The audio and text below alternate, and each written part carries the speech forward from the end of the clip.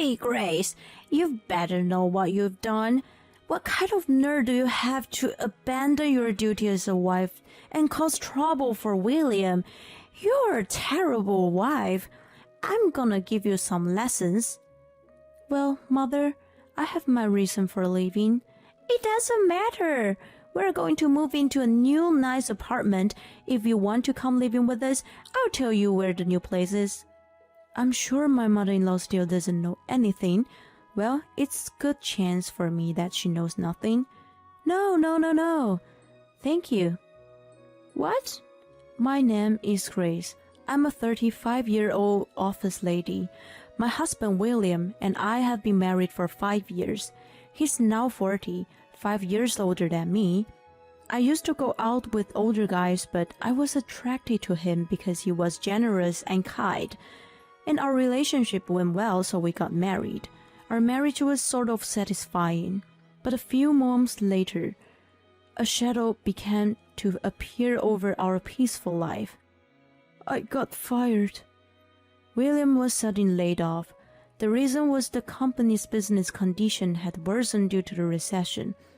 I had never imagined that William would be let off because he worked for a big company. I thought that we would be able to live without worrying about money, and this will continue to our late life. But it seems that nothing is certain in this world. We became stressfully poor. I was a housewife, but I decided to start work right away. I contacted the company I had left before I got married. Luckily, they agreed to hire me. Apparently, there was an employee who had just left the company to have a baby. I was relieved to know that at least we had another income. If William could find a new job, we would be fine. But it's not easy for a middle-aged man to find a new job. William had no choice but to work part-time as a day laborer. His salary averaged about $700 a month. Someone like me getting back to work should expect that the salary won't be too high. We're barely making ends meet. Hey, the rent here is too high. Can't we move out? I think it's better to find a cheaper place and save money. To make our life easier, we need to lower our fixed costs. Up until now, William had high income and we worried nothing about money. We've been living in a nice apartment, but I think we should take a hard look at the reality and move into an apartment that costs less. But my idea was rejected firmly. No, we're not moving out there. Why not? If we move to a smaller, cheaper apartment, Mom will ask me why. So what? Why don't you just tell her the truth? We're having a hard time making ends meet because you don't have a job now. When I said that, he turned red and raised his voice. Don't ever tell my mother I'm unemployed. Your salary and my earnings are enough to pay the rent. Let's just leave it at that. I was surprised and confused at the same time. You care more about your pride and your house than you do about protecting your marital life? Even if we could afford the rent, we still have a hard time making ends meet. That's why I came up with this idea, because we couldn't save any money at all. But William insisted and didn't give in. I had no choice but to give up for once. After that, life continued to be difficult. Especially one day, William made an unbelievable comment to me. Hey, this is all we have for dinner today? You used to have a lot more dishes. Just because you started working doesn't mean you don't have to do your duty. Don't be lazy to manage this. William's words made me angry, so I retorted. I have no choice.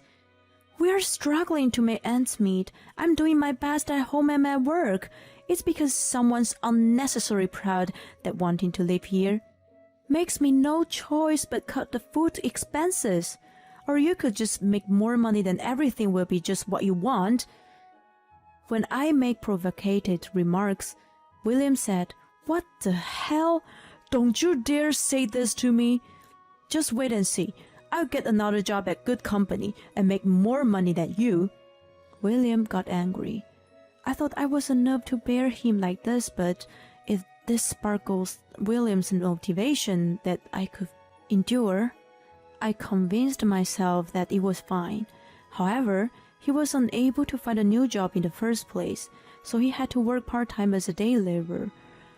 Now that even he was motivated, he could not find a new job. I could understand if he had done a lot of studies and got a qualification, but he didn't do that. He just worked part-time. William was rejected by the interviewer for every interview, and he got tired of having to bow down to the interviewer who was younger than him.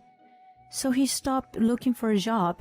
He still believed that he could earn more money than me. But I was disappointed to him and already gave up. Besides, it's not just William that I'm worried about. Mention to this, I received another phone call earlier today. It was my mother-in-law, calling without hesitation in spite of the fact that I was at work. Just this morning, there were more than 10 calls left. When I returned the call during my lunch break, my mother-in-law's voice was high-pitched from the very first word.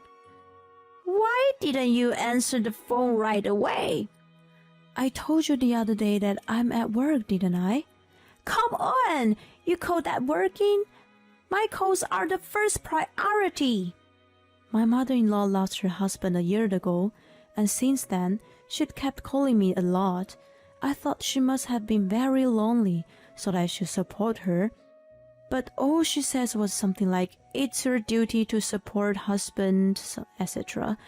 And knowing that I recently started working, she got so angry, kept calling me when I'm in work. "Did you talk about that with William properly?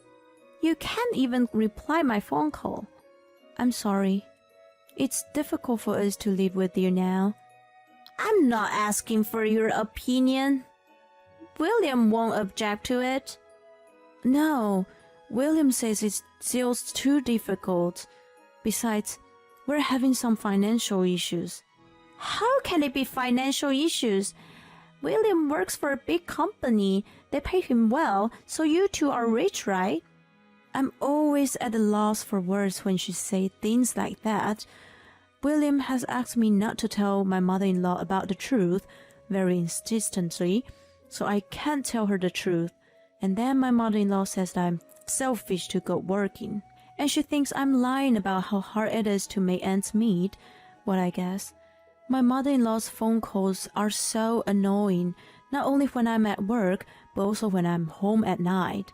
Most of the time, a wife's first priority should be to support her husband, and the way taking care of your husband means you should take care of his mother as well. You haven't come to see me at all lately. What's the matter of you? I work a full-time job and I'm exhausted. And William's doing part-time job on weekends. That's why our holidays don't match. I'm sorry. We're both so busy. It's hard to fit it into our schedules. I don't care about your schedule. Besides, William's off on weekends. You can come on weekends, right? My mother-in-law must be very frustrated and upset for a while and kept on talking like that. I thought it was time for me to give up. I tried to tell her the truth about William. No, William works on weekend. What do you mean? As a matter of fact, when I was about to tell her the truth, William, who was lying on the sofa watching TV, ran up to me and took my phone. Mom, I'm sorry that I haven't been able to visit you lately. I'm working on a big project right now, and I've been working on weekends as well. I'll come visit you when I get settled. With that, he hung up the phone and handed it back to me. What were you doing? What were you doing? Were you trying to tell my mom? That's just tell the truth. If you keep this up, she keeps saying things to me because she knows nothing. I'm sorry to hear that, but don't tell my mom that. That's enough. Just keep up your pride and tell her the truth. Shut up. I'm the one make you survive, so thank me instead of talking back to me. Saying this, he went back to his room. I'm literally on the edge of collapse. I can't solve the financial problem. My husband and his mother have been pushing me so hard to the corner. It's enough. William says his day job is too much work and he doesn't do housework. But his job wasn't full-time. He works on weekends and once a week during the week. He is at the meridian of life.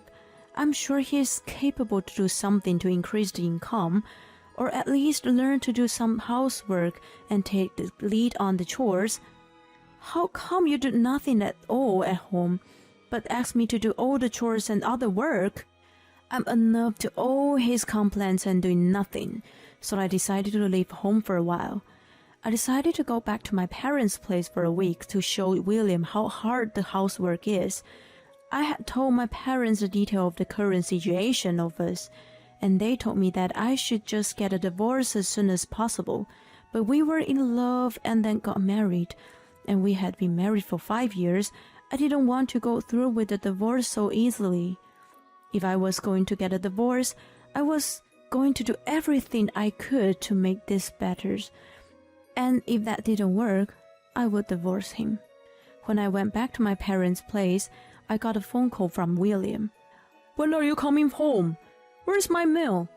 "I won't be home for a while, so you have to do all the housework while I'm gone." "Don't be silly, just come home and do the chores." "No, I won't. You know how hard it is to do the housework. You can clean the house, you do the laundry, you cook, you do everything yourself. It's important for you to understand how hard it is for me to do all the housework while I'm working." I said that and hung up. William kept calling, but I ignored them at all. Life at home was very comfortable for the first time in a long time. I could share the housework with my father and mother.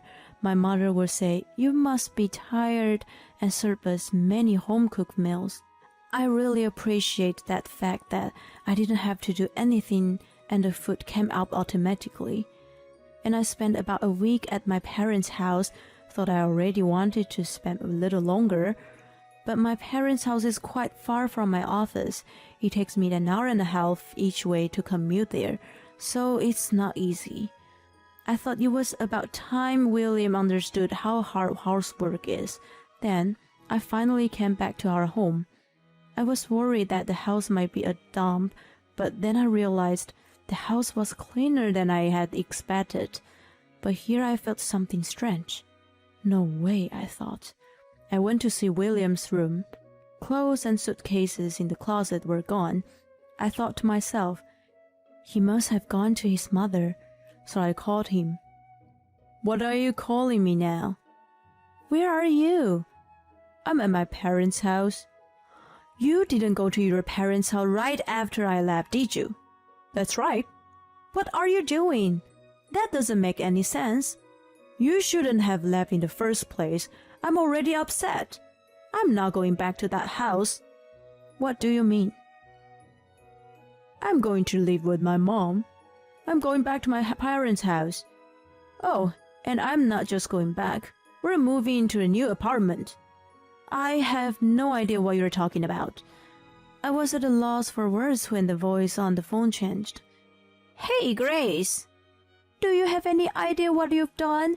What kind of nerve do you have to abandon your duty as a wife and cause trouble for William? You're such a terrible wife. I'm gonna teach you a lesson."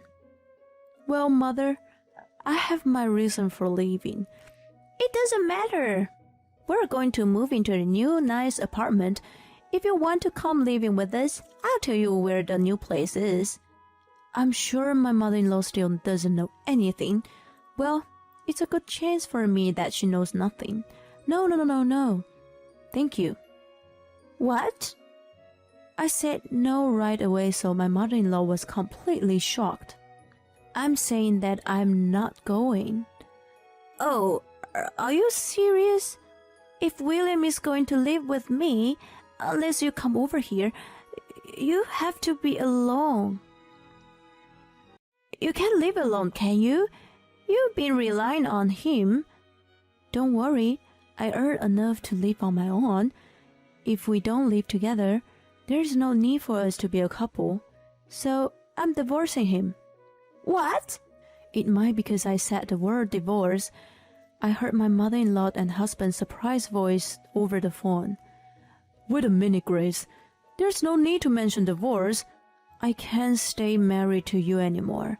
I need to get rid of a horrible husband like you as soon as possible. When I gave him such a comment, my mother-in-law snapped. Hey, how dare you talk to William like that? We don't want a life like you either. So, yeah, okay, William, just get a divorce. No. I'll get divorce papers ready. What a bitch. I'll make you feel regret about this. And it's too late for apology. Same to you. When I said that, the phone were disconnected. My mother-in-law and her son will probably be here with the divorce papers. Thank God things are going the way I want them to. I'm thankful that William was not willing to improve at all and went back to his mother's place. That makes me easy to make up my mind. He is not going to change himself. Then there's no need for us to stay together. I decided to pack my bags waiting my mother-in-law's arrived. A few hours later, my mother-in-law came along. Oh, William isn't here? He doesn't have to show up. Here you go. I already had him fill out his own section.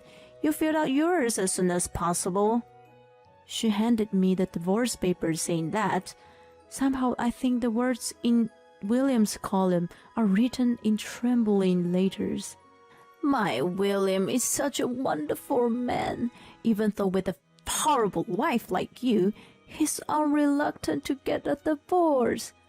I'll never forgive you for causing trouble for such a wonderful person. I hope you live a poor life and regret it. While I was filling out with my part of the form, my mother-in-law didn't give up yelling at me. William's pride got in the way until the end. He couldn't tell his mother the truth. What a pathetic man he is. What happened to your house? I sold it. So if you want to come over, there's no place for you. No, I won't. How much did you get for it? It was old, so it must have been cheap. That's none of your business. But I'm telling you because I'm a good person. It was about $50,000. Not much, but it's enough for retirement life. William will pay for our new apartment. Whoa, so surprised you got approved. What are you talking about? William is a high-class person. It's a matter of course. So you put the money in William's account? How did you know that? That's not important. Stop asking this and that, just a divorced woman. So obvious that you're still into him. But that's too late. Don't worry, I've already agreed to the divorce. I'll file the divorce papers. When I said that, my mother-in-law sniffed and laughed. I was overjoyed to be free from her and her son. I packed up the rest of my belongings and moved them to my parents' house. And I found and signed a contract for a single person's apartment when I would leave. By the way, I successfully provoked my mother-in-law, so I was able to get rid of the property. There's no way to give you William's property. Get used to it. I still remember how the pale face of William when we were discussing about the division of property, which is funny to me even now. Then one day, about 2 years later, I received a call from an unknown number. Who could it be in the morning before work? I thought it might be the work-related call. I picked up the phone and, to my surprise, it was my ex-mother-in-law. Oh my good grace, please help me. Mother, you can't keep calling me like this. We're strangers now. Don't say that. I'm in trouble. Oh, you can't pay the rent and the savings are running low? How do you know that? He didn't tell you about the financial problem until you guys got broke, did he? Oh, you knew it. I knew it and tried to tell you many times, but every time I tried, William told me not to. I didn't realize that. I'm so sorry, Grace. I didn't note anything. I apologize, but please come back. I don't want to. He wouldn't change who he was, no matter how much I tried, and even you were always bullied me. I don't want to spend time with someone like you ever again. Please don't say that. I don't have anything to eat anymore. I'm really dying. According to my ex-mother-in-law, William has been trying to look good, and since then, he didn't tell her about the financial problem. He paid his rent out of the $50,000 that his mother had sold the family home for, and his mother would get suspicious if he didn't show his extravagance every once in a while. So he spent a lot of money on expensive groceries and fancy meals because he was living like that. He lost his $50,000 in no time, and now he's penniless. He got what he deserved, didn't he? Why don't you put away your pride and live modestly in a cheap apartment? No, it wasn't supposed to be like this.